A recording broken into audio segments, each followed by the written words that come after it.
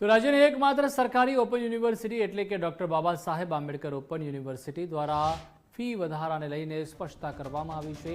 યુનિવર્સિટીના સત્તાધીશો દ્વારા તર્ક મૂકવામાં આવ્યો છે કે યુનિવર્સિટી દ્વારા અંદાજે છેલ્લા 15 વર્ષથી ફીમાં કોઈ પણ પ્રકારનો વધારો કરેલો નથી। અત્યારે પણ યુનિવર્સિટી દ્વારા ચાલતા સર્ટિફિકેટ, ડિપ્લોમા, યુજી અને પીજીના કુલ 90 અભ્યાસક્રમોમાંથી 78 અભ્યાસક્રમોની ફીમાં કોઈ વધારો કરવામાં નથી આવ્યો। ફક્ત 12 અભ્યાસક્રમોમાં જ ફી વધારો કરવામાં આવ્યો છે। યુનિવર્સિટીના ખૂબ અગત્યના વ્યવસાયિક અભ્યાસક્રમો જેવા કે MA journalism and mass communication, MBA, MSc cyber security, MSc information technology, MCA, MSc data science, PhD વગેરેમાં પણ કોઈ પણ ફી વધારો કરવામાં આવ્યો નથી। એટલે કે યુનિવર્સિટીના 90 અભ્યાસક્રમો પૈકી ફક્ત 12 અભ્યાસક્રમોની ફી વધારવામાં આવી છે। બાબા સાહેબ આંબેડકર ઓપન યુનિવર્સિટી તરફથી સ્પષ્ટતા કરવામાં આવી છે કે વિદ્યાર્થીઓ જ્યારે પ્રવેશ લે છે ત્યારે મટીરિયલ ફી સાથે તેને મોકલવા માટેનો ખર્ચ પણ તેમાં સમાવેશ થાય છે।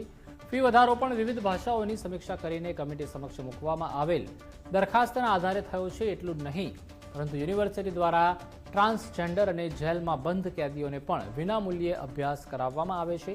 સાથે સાથે વિદ્યાર્થીઓને પરીક્ષા માટેની કોઈ પણ પ્રકારની જે ફી છે તે લેવામાં આવતી નથી, જેથી કમિટી દ્વારા તમામ પાસાની સમીક્ષા કર્યા બાદ યુનિવર્સિટીના નિભાવ ખર્ચને જાણે રાખીને આ ફી વધારો કરવામાં આવ્યો છે।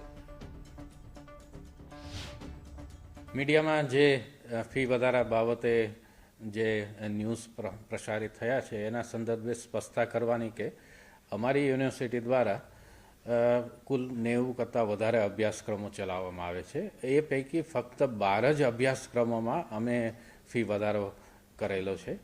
આ ફી વધારો છે એ જે સ્ટેચ્યુટરી કમિટી છે, જે ફી રેગ્યુલેશન કમિટી છે, જેમાં હાઈકોર્ટના નિવૃત્ત જજ પણ હોય છે, ચાર્ટર્ડ એકાઉન્ટન્ટ હોય છે, અન્ય યુનિવર્સિટીના રિસ્પેક્ટેડ ડિગ્નિટરીઝ હોય છે। આ તમામ માન્ય સભ્યશ્રીએ બધા પાસાઓનો અભ્યાસ કરી અને ફી વધારો સજેસ્ટ કરેલો છે।